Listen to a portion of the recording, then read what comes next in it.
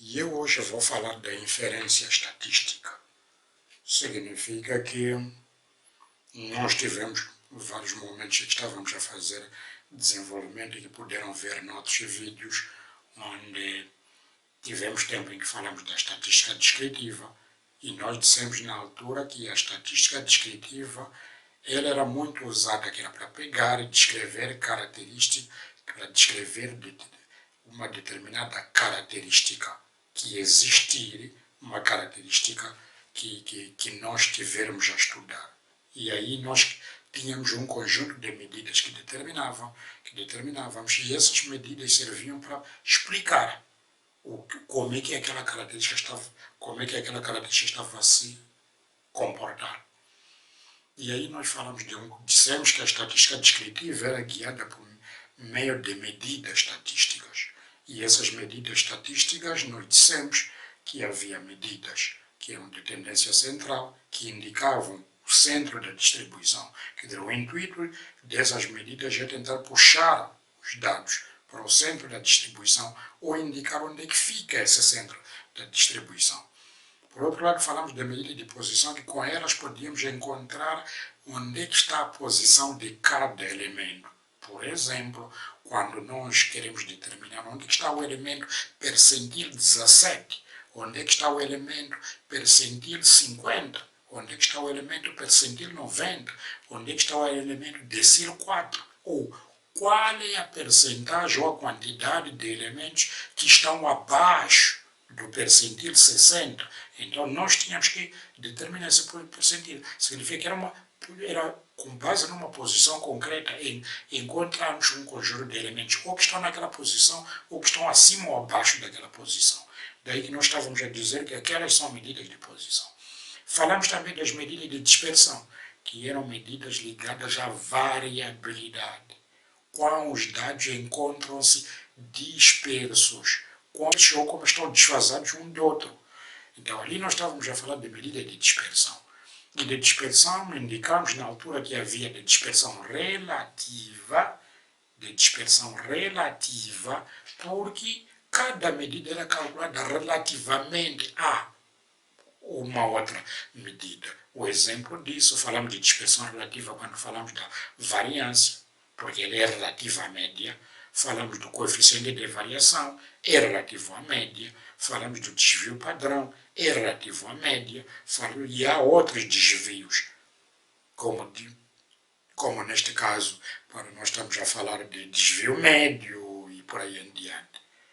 Eram medidas de dispersão, que poderia ser relativa, que essas medidas que acabei de anunciar, mas também podiam ser de dispersão absoluta. Absoluta porque resultam de valores absolutos.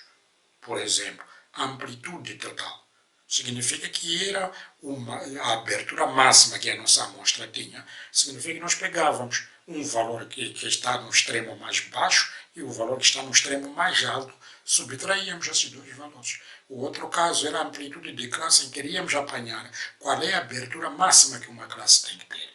Esta abertura que a classe tem que ter, nós determinávamos a partir da amplitude dividido pelo número de classes. Essas eram denominadas medidas de dispersão absoluta, porque é do absolutismo de uma subtração de números concretos ou divisão de números concretos. Aí não tinha nenhuma relatividade, como o caso daquelas que são de variação relativa ou dispersão relativa.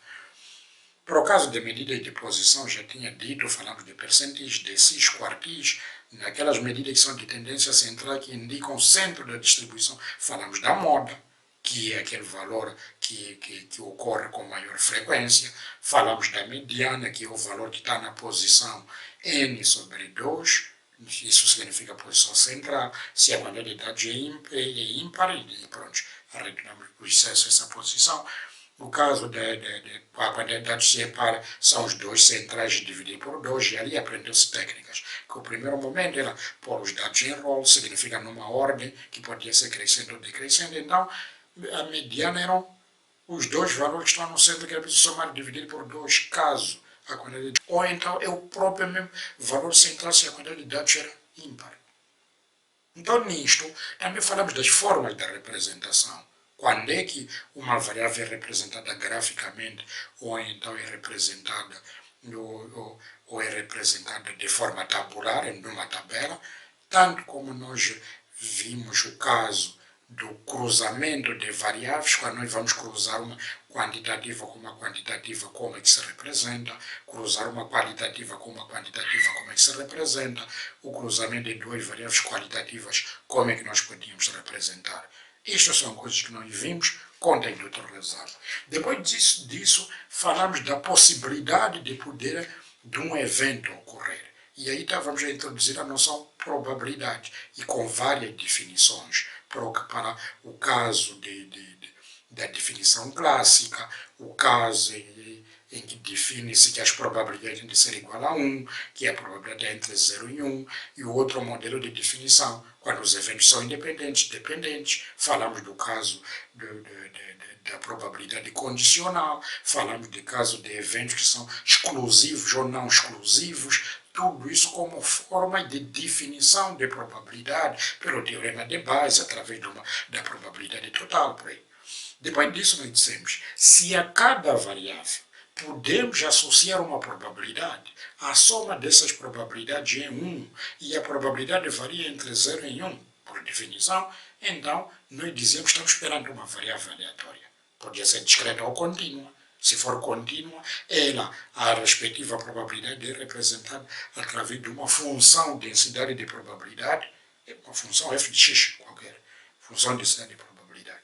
Depois disso falamos de distribuições, que se nós pegamos uma variável aleatória e depois disso procuramos ver que ela, com base numa fórmula, tinha um determinado comportamento e que esse comportamento tinha uma maneira como distribuía as probabilidades, então nós estávamos perante a distribuição de probabilidades, que podiam ser discretas ou contínuas, e nós vimos como é que se tratavam, quais eram as discretas, em que falamos da uniforme, binomial, Bernoulli, Poisson, hipergeométrica, geométrica, Pascal, multinomial, e por aí.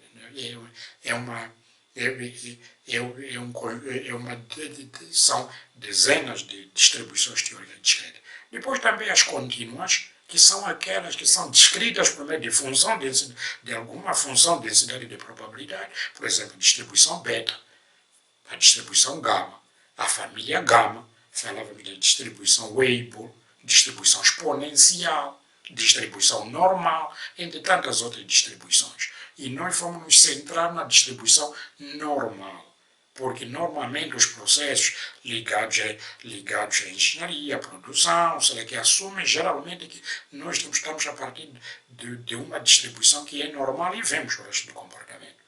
Então, sendo assim, porque já falamos das distribuições, agora é um momento em que, nessa altura toda que nós estávamos a dizer, dizíamos, pegamos uma amostra, trabalhamos com aquela amostra, calculamos, encontramos várias medidas. Nós começávamos sempre de uma amostra. Por quê? Porque era dito. Foi dito. Por que nós optávamos por trabalhar com amostras? Por quê? Porque, ao trabalhar com a população, podia resultar que o processo é destrutivo. A população podia ser infinita, podia acontecer que por razões de tempo não há que conseguirmos ter acesso a todos os elementos da população que é para poder determinar aquela medida e anunciar os resultados, e uma variedade de questões, razões demográficas, razões econômicas, por isso que nós optávamos por trabalhar o processo de estudo da população ser um processo destrutivo. E aí nós dissemos, por exemplo, eu não posso produzir fósforo, depois de ter produzido fósforo, para verificar se o fósforo acende ou não. Chamamos todos os trabalhadores, acendemos todos os palitos, depois dizemos, acende, vamos embalar para ele vender. Isso não, por quê? Porque é um processo destrutivo. Por isso que se recorria a ter que se trabalhar com amostras. Agora a questão é que nós chegamos ao resultado da amostra. E depois disso, chegamos a um determinado resultado com a amostra. E a seguir, a questão que se coloca é qual será o comportamento da população. Não fomos trabalhar diretamente com a população devido àqueles fatores que eu acabei de indicar. Então, qual será o comportamento da população? Ou se essa medida comporta-se assim na amostra, então como é que será na população?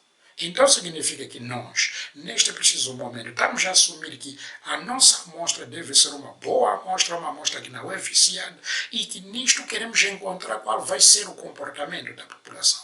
Este processo em que saímos da amostra e queremos encontrar qualquer se o resultado desse na amostra, como é que vai ser na população, denominamos esse processo por inferência. E aí falamos por inferência estatística, nós vamos inferir.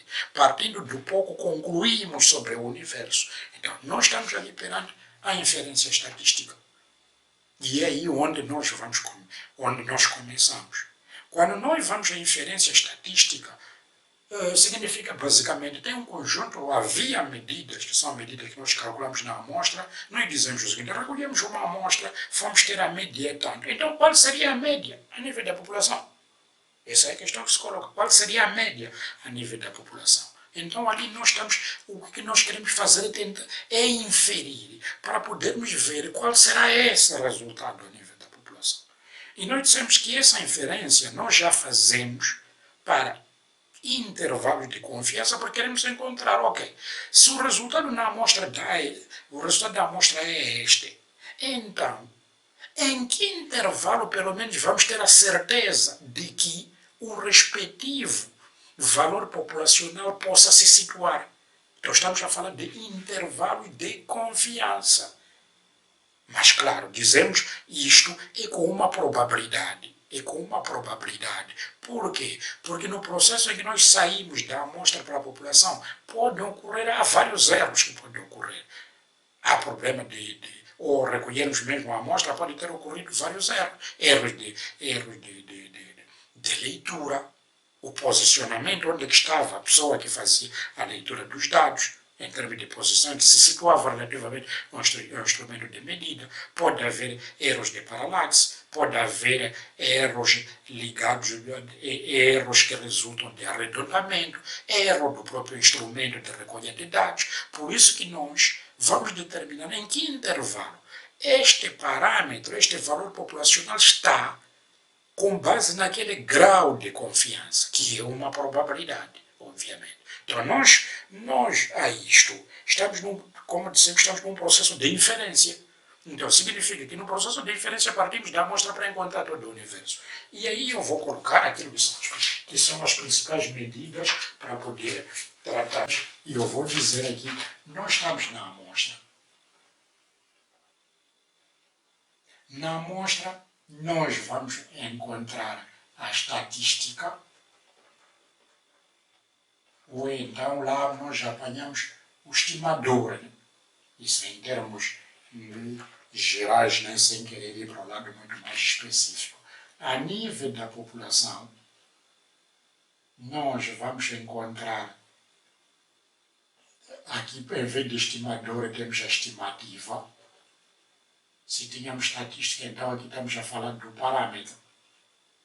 E aqui eu vou abreviar para o com chapéu, aqui a estimativa sem chapéu. Teta com chapéu, sem, e o outro lado sem chapéu. E aqui vou aí na designação. Então aqui na designação, eu tenho ali primeiro, se o estimador é média amostral, aqui tenho média populacional, é média, obviamente. No caso de diferença de médias, aqui estamos a falar de diferença de médias, que é diferença de médias. O caso de proporção, aqui estamos a falar de proporção, ou percentagem. No caso de diferença de proporções,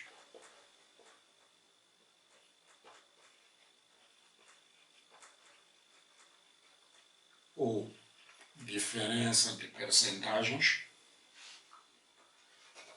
O caso da variância,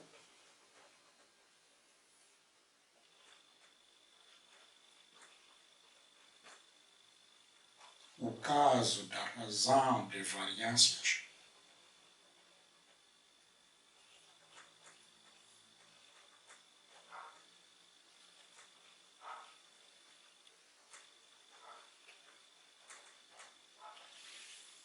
então, resumindo, o que está a fazer a inferência?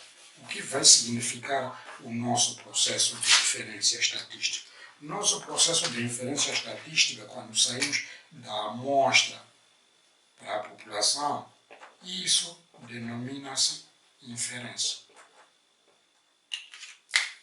Estamos a sair da amostra para a população. Então nós dizemos que estamos a inferir ao sair da amostra, que é para poder encontrar o respectivo resultado populacional. Então, nós vamos realizar inferência sobre isto, e a inferência, como eu disse, há dois casos em que, temos para determinar o intervalo de confiança para o comportamento, o intervalo de confiança onde o parâmetro vai estar e ele a comportar-se. Era um assunto. O outro, estávamos a falar de um momento em que entenda-se, de um determinado momento em que entenda-se questionar o resultado populacional. Entenda-se questionar o resultado populacional. Se o resultado populacional está sendo questionado,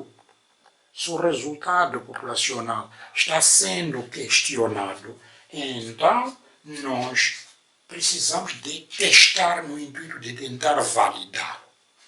E aí, o que nós dissemos, estamos a falar agora de teste de hipótese. Significa que nós temos um momento em que podemos testar esse resultado, porque este resultado está sendo colocado em causa. E nós entendemos que ele estando a ser colocado em causa, nós precisamos de o validar. E aí, nós estaremos perante a realização de teste de hipóteses.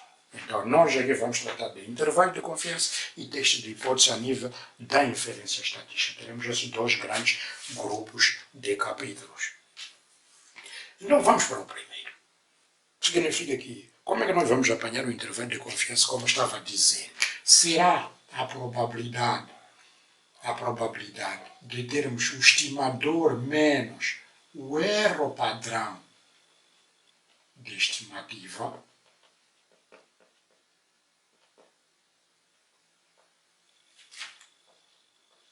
menor que o parâmetro, menor que o estimador, mais o erro padrão de estimativa.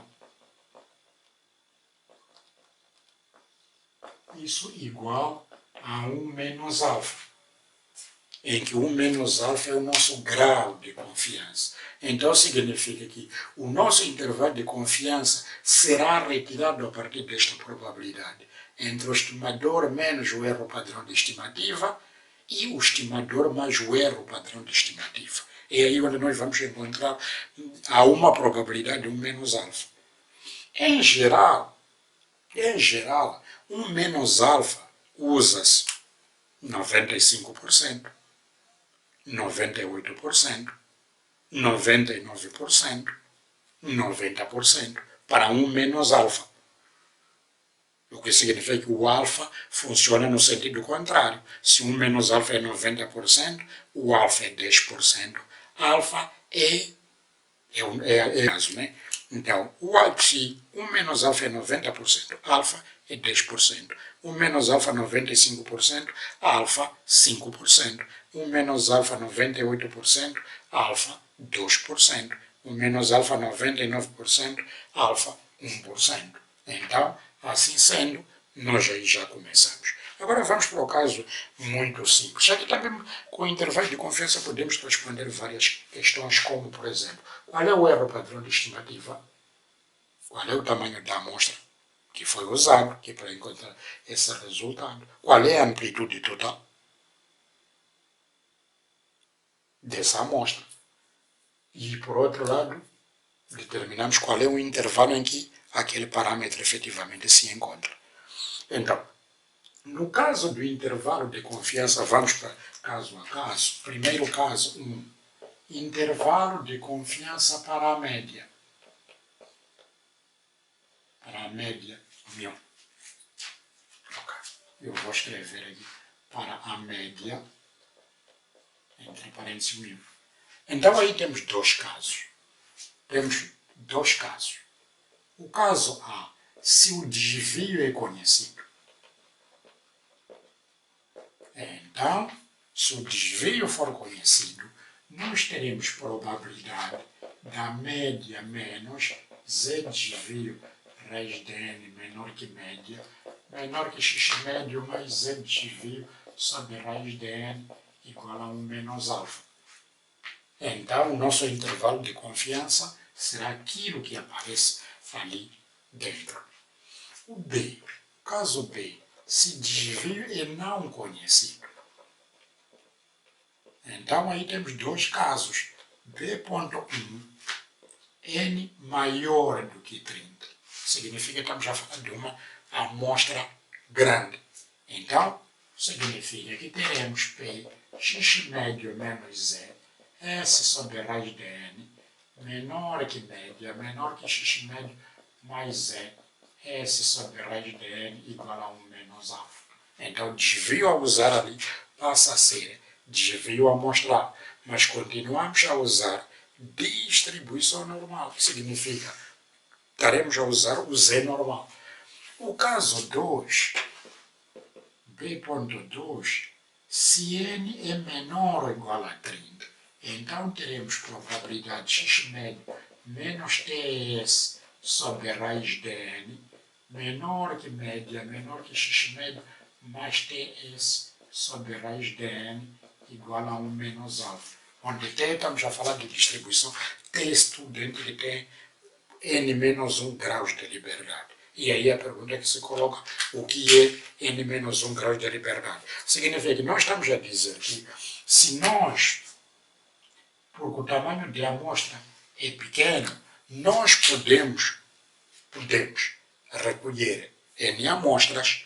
Dessas n amostras, somente uma delas é que exatamente tem comportamento de uma distribuição normal. Por isso que nós dissemos que tem n menos 1 graus de liberdade. Significa que a distribuição tem estudante tem n menos 1 graus de liberdade. Então, assim sendo, vamos ver como é que é o comportamento dos respectivos, o comportamento agora dos respectivos exercícios, que é para podermos resolver algumas questões ali que podem ser levantadas. Então, a característica X de um determinado produto, que é produzido em série, segue uma distribuição normal com uma variância igual a 9. Com base numa amostra de dimensão 100, fornecer um valor médio igual a 5, determinar um intervalo de confiança a 95% para o valor médio das distribuições. Então, o próprio enunciado que está a ser levantado, ele já está a dizer aqui que a nossa característica X tem variância 9. Significa que esta variância, ao ser a variância da característica, não de uma amostra da característica, estamos a falar de uma variância que é uma variância populacional. Esta variância é uma variância populacional, porque é uma variância efetivamente, é uma variância daquela característica, não de uma amostra dessa característica. Então, tem aí a variância igual a 9, significa que temos, em termos de dados, variância é 9, o que significa que a partir dali podemos extrair o desvio, né? Que será, neste caso, 3. Com base numa amostra de dimensão 100, significa que n é 100, que a dimensão da amostra, ou tamanho da amostra, o significado é praticamente o mesmo. Nesta amostra de dimensão, esta amostra de dimensão 100, forneceu um valor médio igual a 5. Então significa que fala-se de média amostral. Porque essa amostra de dimensão 100 que forneceu o valor médio de 5, então forneceu o valor médio igual a 5. Determine um intervalo de confiança a 95% para o valor médio de distribuição. Então, o intervalo de confiança é 95%. Significa que 1 menos alfa é 95%. Então, 1 menos alfa é 0,95. Significa isto que alfa é 0,05. O que significa que alfa sobre 2 significa 1 menos alfa 0,95. O alfa será 1 menos 0,95, que é 0,05. Alfa sobre 2 é 0,05 sobre 2, que dá 0,05 sobre 2, que dá 0,025. Então, aqui o que acontece? Como o desvio é conhecido, é 3, porque estamos já falando de conhecemos a variância, logo calculamos o desvio. Como o desvio é conhecido, então nós usamos a primeira fórmula, que tem distribuição normal. Então nós vamos usar distribuição normal. Então significa que o valor que nós iremos encontrar aqui é o valor de Z da tabela, o que significa que teremos que encontrar este valor tabelado, que é o valor de Z, porque é com ele que nós iremos trabalhar. Aqui o que nós vamos fazer agora, temos que aprender Z de 1 menos alfa, porque o que ocorre, a sua tabela de distribuição normal, como se recorda, ela está assim. Esta é a parte 0,5, né, da tabela. Então, a tabela que nós lemos de Z é esta. O que significa que aqui lemos Z de 1 menos alfa sobre 2. É esta tabela que nós lemos. O que significa que nós lemos Z de 1 menos alfa sobre 2.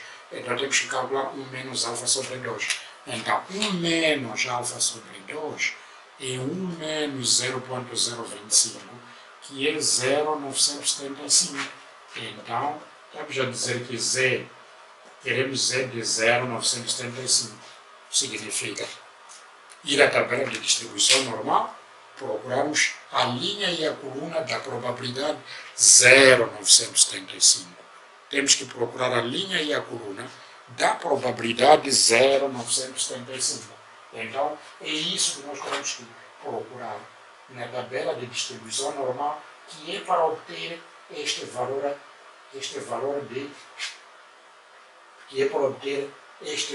de Z. Então, para isto, tentando procurar, neste caso teremos que pegar a tabela de distribuição normal e trabalhar com ela para encontrar este valor que está sendo requerido. Então, assim sendo,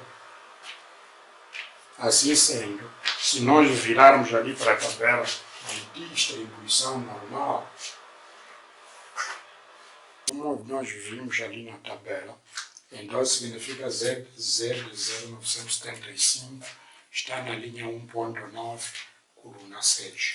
Então temos ali linha 1,9, coluna 6. E aí nós já podemos determinar ali o intervalo de confiança. Teremos neste caso probabilidade da média menos Z desvio sobre raiz de N, menor que média mais Z desvio sobre raiz de N, igual a 1 menos alfa. Teremos aí probabilidade, o x médio aí é 5, menos Z desvio aí 3, raiz de 100, menor que média, menor que 5, mais Z 3 sobre raiz de 100, igual a 0,95. Então, assim sendo, já podemos encontrar o respectivo intervalo de confiança, que é 5 menos 1,963 sobre raiz de 100, menor que média, menor que 5, mais 1,96, 3 sobre raiz de 100. Este será o nosso intervalo de confiança, o que significa que neste preciso momento o que nós temos ali está determinado, que como estava a se falar da característica X de um determinado produto que seguia a distribuição normal. Então, qual era o intervalo de confiança a 95% do verdadeiro valor médio da distribuição? Então, o verdadeiro valor médio da distribuição, então significa como foi este intervalo de confiança determinado a 95%. Então, quer dizer que 95 entre cada 100 artigos, 95 entre cada 100 artigos, temos a completa certeza de que o respectivo valor médio estará entre este intervalo. E neste valor médio que nós estamos a falar, daquela característica que está em estudo, ou a característica que foi levantada. Então, este é o nosso primeiro exemplo, e nós já podemos avançar para um outro exemplo. Neste caso aqui era muito interessante, porque aqui dissemos que a variância populacional é conhecida, logo o desvio é conhecido. Por isso que era a fórmula que aplicamos, é para o caso onde o desvio é conhecido, ali como estava ali pela fórmula. O desvio não sendo conhecido, então significa que o comportamento que nós íamos ter em termos de resolução seria categoricamente outro. Quando o desvio não é conhecido, então a distribuição é completamente outra. E isto vamos para um outro exemplo mais simples, que será o nosso exemplo 2. O exercício 2 já diz assim, que o tempo que uma máquina leva a executar determinada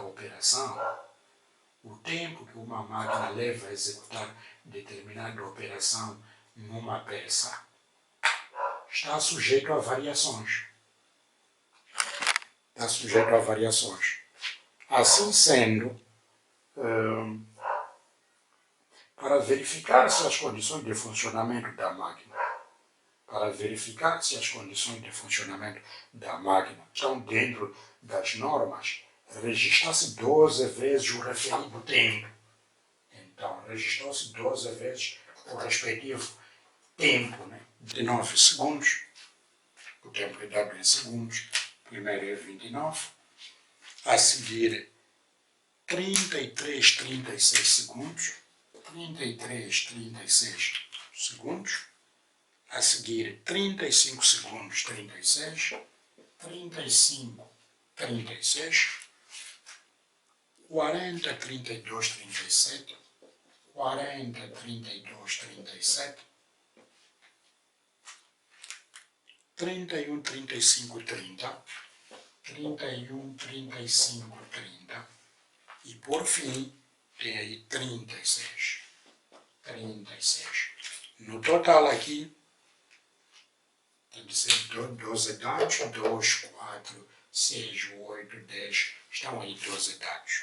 Então, a seguir vem, com um grau de confiança de 95%, para o tempo médio, construindo um intervalo de confiança de 95% para o tempo médio, determina então o intervalo de confiança. Então, nós temos o grau de confiança é 95%, 1 menos alfa, 0,95, o N, como sabe, é 12. O que acontece para este caso? Para este caso, se você for a ver aqui pelo enunciado, não é dado o desvio. Não é dado o desvio padrão. Aqui como? Então aí dizemos, como o desvio é não conhecido, isso já na resolução, eu vou colocar aqui resolução, temos aí, como o desvio é não conhecido, e N é igual a 12, e é menor do que 30, então nós vamos usar a distribuição t-student. Significa, porque o desvio, estamos com esse segundo caso, o desvio é não conhecido, N menor ou igual a 30, então aplicamos esta que usa a distribuição t-student. Então, nós vamos usar ali distribuição t-student. Significa, vamos ter que calcular a média amostral, depois, logicamente, a variância amostral para encontrar desvio amostral. Então, a média, como sabe, é o somatório de xx sobre n. Significa, neste caso, teremos que andar a determinar para todos esses, qual é a média? É 29, mais 33, mais 36, mais reticências, até por fim 36 sobre 12 dados, né? Isso aí, em termos de média nos resultados que eu já tenho aí, você pode calcular a média, vai apanhar 34,17. A média é 34,17. A seguir vai calcular a variância, porque o que você quer é o desvio. A variância, como você sabe, é o somatório x menos x médio ao quadrado sobre n menos 1. Então significa que você teria 29 menos 34,17 ao quadrado, mais o segundo dado 33 menos 34,17 ao quadrado, mais, assim sucessivamente até o último que é 36, menos 34,17 ao quadrado, tudo isso dividido por 12 menos 1, que é 11. Então aí você irá encontrar a respectiva variância. Para mim aqui a variância deste D deu 10,08. 10,08.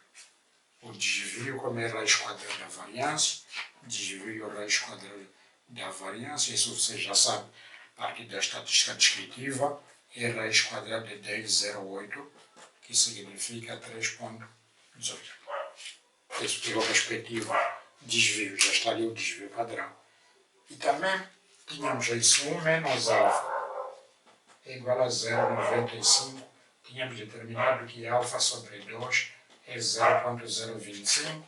Então 1 menos alfa sobre 2, 0,975. Então, como é distribuição T quadrado, T estudante, vamos achar o T neste caso de 1 menos alfa sobre 2, G. Então teremos G 1 menos alfa sobre 2.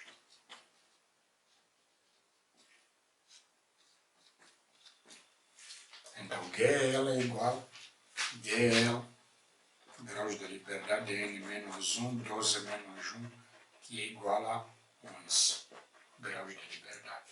Então aqui teremos 11 graus de liberdade para 0,975. Então temos que ir consultar na tabela T-Student, linha 11, coluna T0,975. Porque aqui estamos a falar de distribuição T-Student, teremos que ir para a tabela da distribuição T-Student, que é para encontrar este. A tabela T-Student está ali, só reparar, esta é a tabela T-Student que você tem. Então aqui, a seguir, vamos para a respectiva fórmula. A fórmula é aquela segunda que aparece aqui por baixo, em que teremos probabilidade x médio menos ts raiz de n menor que média, menor que x médio mais ts raiz de n igual a 1 menos alfa. Então temos a probabilidade, a média foi nos dada 34,17, menos T, o desvio está aqui 3,18, N é 12, menor que média, menor que 34,17, mais T, 3,18 sobre raiz de 12, igual a 0,95. Assim sendo, já podemos retirar a verdadeira média, que está lá no intervalo 34,17, menos 2,20, 3,18 sobre a raiz de 12 e 34,17 mais 2,20, 3,18 sobre a raiz de 12. Aí temos o respectivo intervalo de confiança, que é este. Então aí tratamos, o primeiro caso que nós vimos, era um caso que o desvio era conhecido, usamos a distribuição normal. Este caso o desvio não é conhecido, usamos a distribuição T-Student. Assim sendo, nós já tratamos. Poderão encontrar o outro, terão que... Sempre é bom ver as condições, né? Se aparece lá, por exemplo, se você vê que o desvio é não conhecido, Não esqueça de verificar o tamanho da amostra. Se n for superior a 30, estamos a falar de uma amostra grande, então você passa a usar distribuição normal, mas terá que calcular o correspondente desvio. Num caso em que a amostra é pequena, que é este o caso deste exemplo que acaba de terminar, então nós calculamos a respectiva média, calculamos o respectivo desvio, está ali a média calculada, está ali calculado a variância, a raiz quadrada da variância é o desvio padrão, encontramos o correspondente desvio. E aí encontramos também o intervalo de confiança para a média. Então, assim sendo, está tratado o primeiro caso, o caso de uma média. Vamos ver o caso de uma proporção. Depois veremos os casos em que aparecem duas médias, duas proporções e por aí vai. Aqui era o caso simplesmente relativo a uma média. Então, não esqueça, sempre que tiver dúvida, vai ao canal e coloque aquilo que é a sua dúvida relativamente à matéria. Então, agora nós vamos falar do intervalo de confiança para proporções. Para falarmos do intervalo de confiança para proporções, significa que nós estamos perante este caso, o parâmetro que nos interessa é P, que é proporção ou percentagem. Quem fala de intervalo de confiança para proporções é a mesma coisa estar a falar de intervalo de confiança para percentagens, porque basicamente a questão é a mesma. Fala de proporções, fala de percentagem completamente igual. Aqui para o intervalo, as proporções sempre têm um comportamento de uma distribuição normal. Então, por isso que aqui para a proporção é a probabilidade da proporção menos z raiz quadrada pq sobre n menor que p, menor p mais z raiz quadrada pq sobre n igual a 1 menos alfa, onde p, a proporção é n sobre n, e q é 1 menos p. Porque nós já sabemos que p é a proporção, e nós dizemos o seguinte: se P é o sucesso, que é insucesso, a soma de sucesso e insucesso tem que ser igual a 1, né? Por isso que P mais Q é igual a sempre 1. Que pega o P, passa para aquele lado, fica P mais Q igual a 1. Então nós temos aqui o caso do intervalo de confiança de uma proporção. Para determinar o intervalo de confiança de uma proporção é com base nessa probabilidade, que é P menos z raiz quadrada PQ sobre N, menor que P, menor que a própria proporção, igual. O que nós vamos fazer é tentar encontrar também, como aconteceu com os outros casos, o correspondente intervalo de confiança. E neste caso, as proporções obedecem sempre uma distribuição aproximadamente normal, praticamente. O comportamento da distribuição é uma distribuição normal. Então, vamos começar a ver este caso das proporções. Vamos ver esse caso das proporções. Assim sendo, pegando um determinado exercício, por exemplo, tenho aqui um exercício que diz que um banco pretende estimar a percentagem de clientes que possuem cheques sem cobertura. Então, numa amostra de 150 clientes, conclui-se que 15 deles tinham já passado cheques sem cobertura. Então, nós estamos a dizer que de 150 clientes, 15 deles tinham passado cheques sem cobertura. E a seguir, é preciso estimar o intervalo de confiança a 95%. Então, nós temos aí 1 menos alfa, 0,95. 1 menos alfa, 0,95. Alfa é 0,05. Alfa sobre 2, 0,025. 1 menos alfa sobre 2, 0,935. E aqui encontramos z de 1 menos alfa sobre 2, que é z de 0,935, ir para a tabela de distribuição normal. encontrar a probabilidade de 0,975 na tabela de distribuição normal e procurar a linha e coluna, onde deve estar na linha 1.9, coluna 6. Agora, a questão que aqui é colocada, como vê, aqui não se podia achar mais nada senão simplesmente a proporção. Por quê? Porque você não tem dados aqui que é para poder calcular nem a média, nem a variância, nem a única saída é que você tem tamanho da amostra, tamanho da população. Logo, só pode calcular a proporção. Esse é o primeiro. Há momentos em que até pode ser dada a respectiva proporção, que já é tanto, pronto. Isso é direto. Mas para esse caso, reparando para o enunciado, você vê que aqui não é dada. Não tem nem dados para você calcular a média, calcular a variância. E a única coisa que tem é o tamanho da amostra, o tamanho da população. Logo, só pode calcular a respectiva proporção.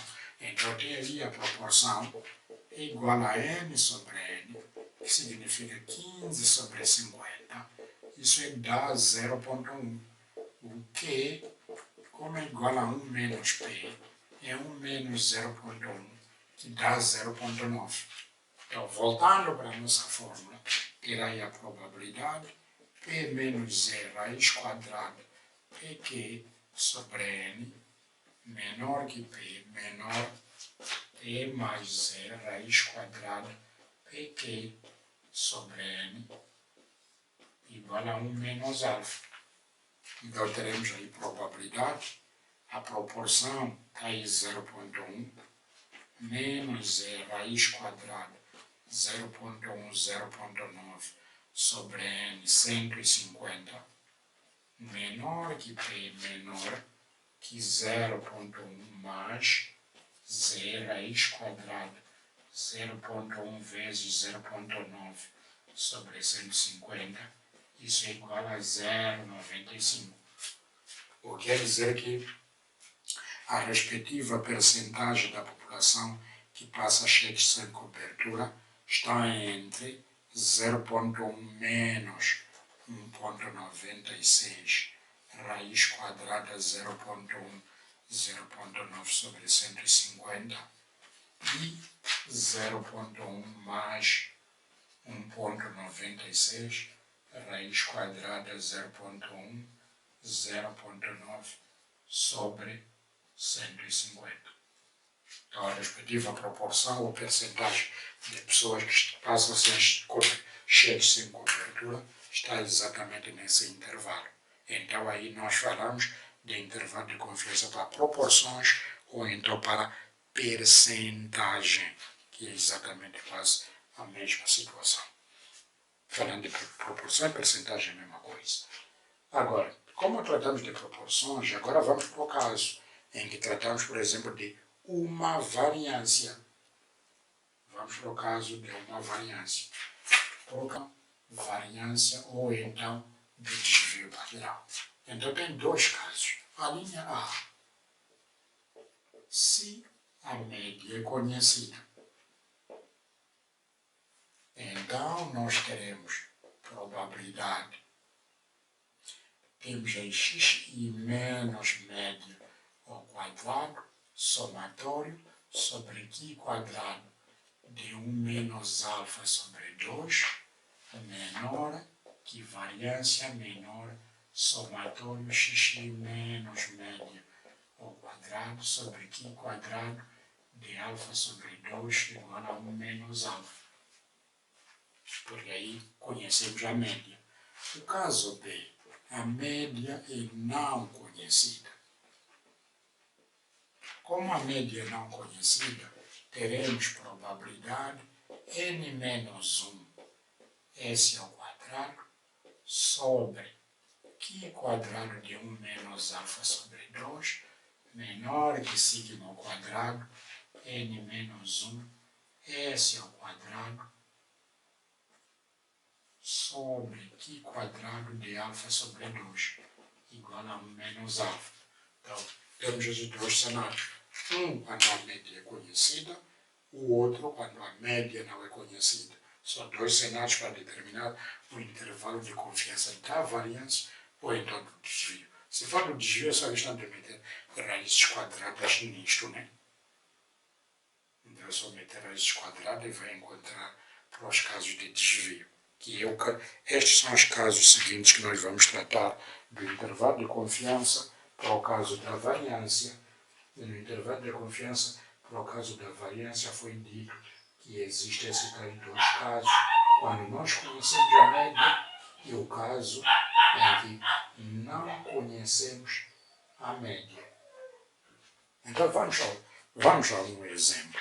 Aqui teremos que ler depois também a tabela da distribuição.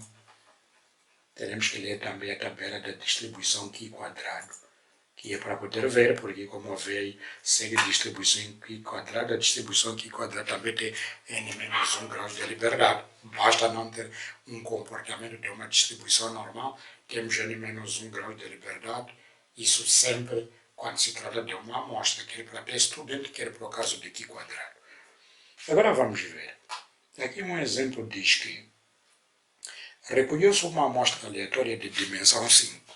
Então, recolheu-se uma amostra, isso é o exercício, aí são os dados de dimensão 5, significa N5. Recolheu-se uma amostra aleatória que tinha uma dimensão 5, de uma população normal. Então, depois disso, tendo essa amostra de dimensão 5, aliás, eu vou fugir um bocadinho, ao invés de tratar deste, vou para um outro caso, que são o caso de... Os dados seguintes são relativos aos pesos de 10 embalagens de adubos em quilogramas, distribuídos por uma empresa. Então, esses dados são pesos em gramas, em quilogramas, peso de embalagem de adubos em quilogramas, são distribuídos por uma empresa. Então, os pesos são os seguintes. Peso xixi, né? Então, eu vou ditar ali os pesos todos. Tem 46.4, 46.1, 46.4, 46.1, a seguir 45.8, 47, 45.8, 47, depois 46.1, 45.9, 46.1, 45.9, depois 45.8, 46.9, 45.8, 46.9, 45.2, 45.2, a seguir 46, a seguir 46. Agora vamos lá ver, são 2, 4, 6, 8, 10, é isso. Como vê no enunciado, são 10 dados. E isto, então é preciso determinar o intervalo de confiança a 95%. Então 1 menos alfa, 0,95. Então significa que alfa é 0,05, alfa sobre 2, 0,025, 1 menos alfa sobre 2, 0,975. Então, a partir dali, que é para podermos trabalhar como ver para este caso. A média não é conhecida, então iremos usar o caso da média não conhecida. Então, significa que é preciso achar aqui a variância. Variância, como já sabe, será x menos x médio ao quadrado, que teremos que andar aí a calcular. A média, então calcular aí a média, é o somatório de x sobre n, significa somar aquilo 46.4, 46.1 até 46, dividido pela quantidade de dados são 10, né? Aqui, por aquilo que eu tenho, aqui você também pode tentar calcular dali de casa, vai apanhar que a média é 46.12, 46.12. Aqui depois temos 46.4 menos 46.12 ao quadrado, aí 46.1 menos 46.12 ao quadrado, assim sucessivamente vai dar a fazer isso até 46 menos 46.12 ao quadrado. Então aqui vai meter o respectivo somatório, né? Aí o somatório que você vai ter da variância, a variância para mim está a dar 0.286. 0.286. Variância, somatório xx menos x médio ao quadrado sobre n menos 1. Isso está a dar 0.286.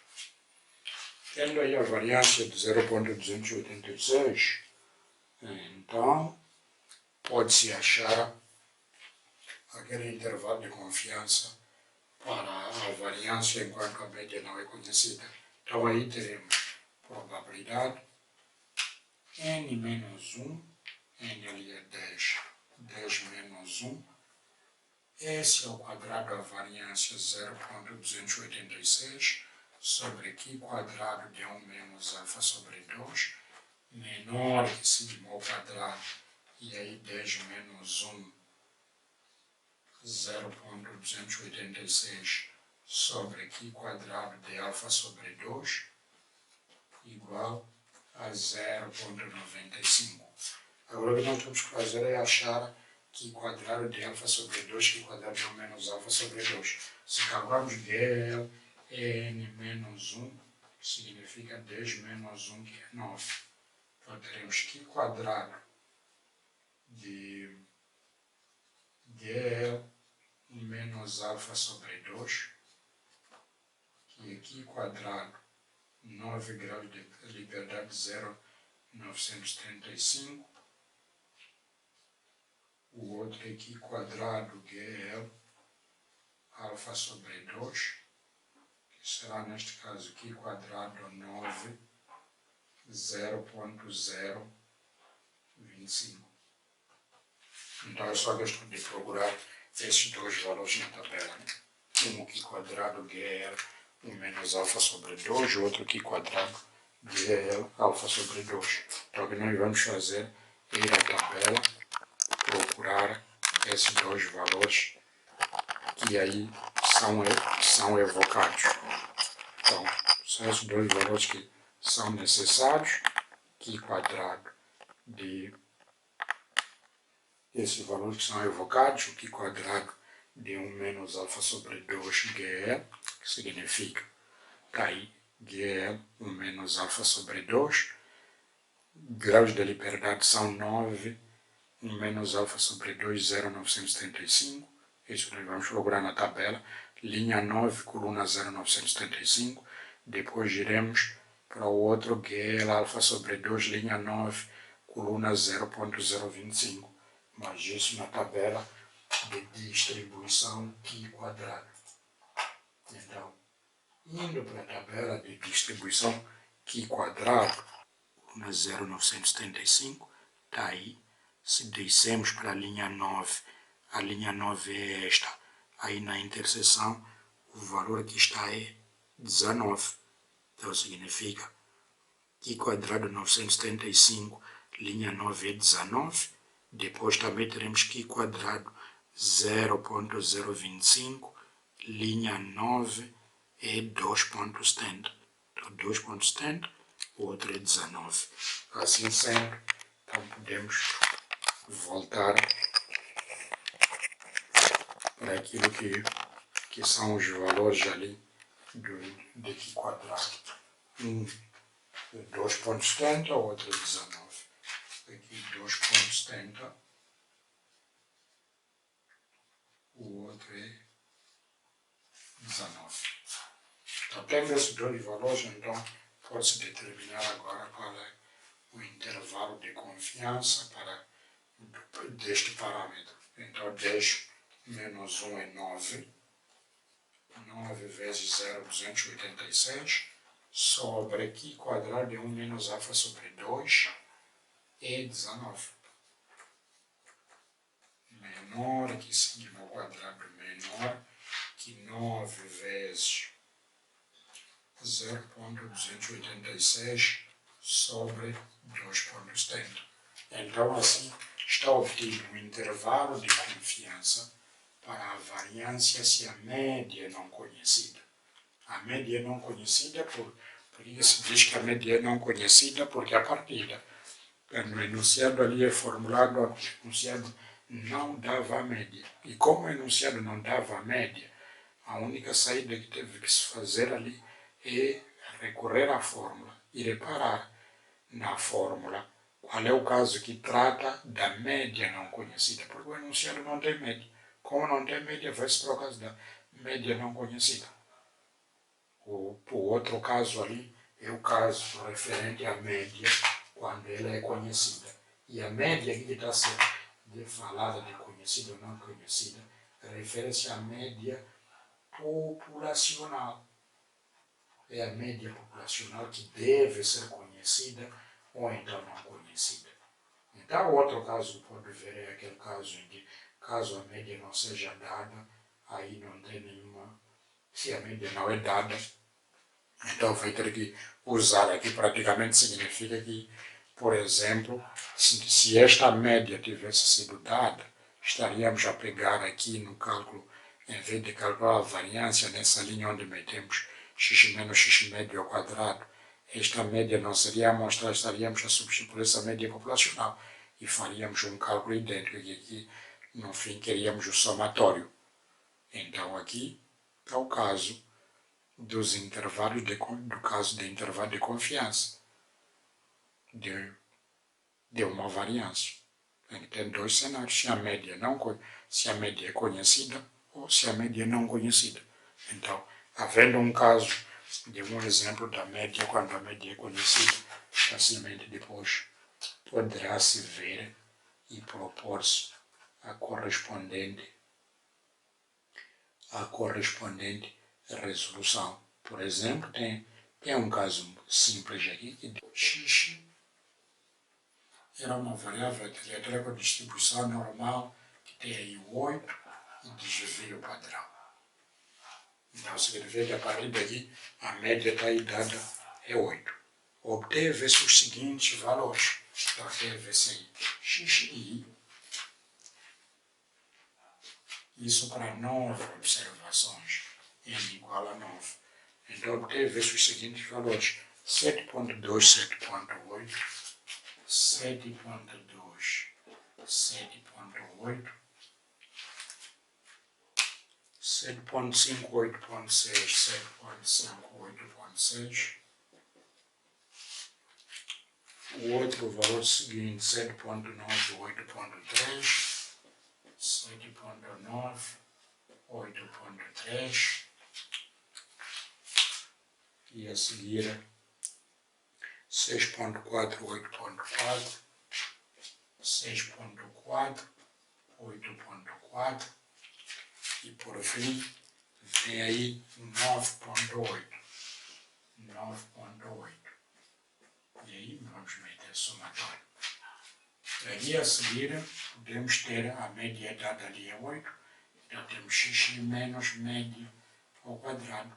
Teria 7.2 menos 8 ao quadrado, 7.8 menos 8 ao quadrado, 7.5 menos 8 ao quadrado, 8.6 menos 8 ao quadrado, 7.9 menos 8 ao quadrado, assim sucessivamente até 9.8 menos 8 ao quadrado. Então aí depois tinha o correspondente somatório.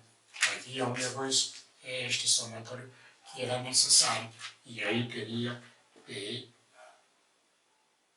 no numerador, teria exatamente este somatório que iria colocar aqui no numerador, dividir 1 menos alfa sobre 2 menor que sigma ao quadrado, era o mesmo somatório que teria aqui no numerador, que quadrado de alfa sobre 2 igual a 0, aí também dado 1 menos alfa é 0,95, pelo enunciado. Então, a partir daqui também tinha o respectivo intervalo de confiança. Como ver, não teria grandes diferenças que era para poder, não iam ser encontradas aqui as grandes diferenças relativamente ao anterior. O anterior, a única coisa que a média não era dada, esta média é dada. Aquela que a média não era dada, tem que encontrar a respectiva variância amostral, que é para depois calcular o resto, enquanto este tem que encontrar o x menos x médio ao quadrado, porque o que precisa é o somatório, que é este que foi obtido aqui. Só reparar que a forma de somatório ali no numerador. Então, aqui você precisa de somatório, que fez, era este somatório, x menos médio ao quadrado. X menos médio ao quadrado. X tem 7,2 a média é 8 ao quadrado. 6x, 7,8 a média é 8, então menos 8 ao quadrado. Assim sucessivamente, vai fazendo. E no fim, pega essa linha, soma até o total. Este total, o somatório, é esse que tem que pôr aqui no numerador. É este total aqui, o somatório, que tem que pôr aqui no numerador. Agora, este terá que procurar na tabela. Como aqui o n é 9, tem que ir para a tabela procurar significa que é n menos 1, que será neste caso 9 menos 1. Então, a seguir, terá aqui quadrado de G 1 menos alfa sobre 2, que será neste caso aqui quadrado de 9, 0,975. O outro é π quadrado G alfa sobre 2. Então será aqui quadrado de 9 alfa sobre 2, 0,025.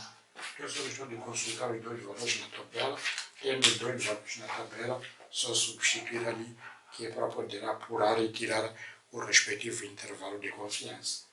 Então, assim sendo, está tratado o intervalo de confiança de uma média, que é preciso ver se o desvio é conhecido ou o desvio não é conhecido, de uma proporção, sabe-se que usa distribuição normal, de uma variância, sabe-se que usa-se distribuição aqui quadrado. Da média tem dois cenários, um usa distribuição normal, o outro usa distribuição que é student, que é student é o tamanho da amostra pequena. Agora, o caso agora que se trata de duas amostras. O primeiro caso tem a ver com razão de variância. Agora vai-se para os casos de duas amostras, como é que efetivamente isso seria tratado. O caso de duas variâncias, depois duas proporções, o caso de duas médias, como é que esses casos são tratados. Diga sempre aos seus colegas amigos e os outros que subscrevam a este canal e leiam, participem naquilo que participem nas discussões, quer nesse canal, diga a todos os seus colegas, incluindo da sua faculdade ou de uma outra universidade que queiram aceder ao canal, subscrever ao canal e pronto, colocar o vosso gosto ali no canal e efetivamente ler e perceber, porque isso aqui é o grande interesse da existência do canal, para permitir que as pessoas aprendam e saibam mais a discussão dessas coisas ligadas à inferência estatística. Meu nome é Rodrigues Z, Fazenda, como vocês já conhecem, e muito obrigado.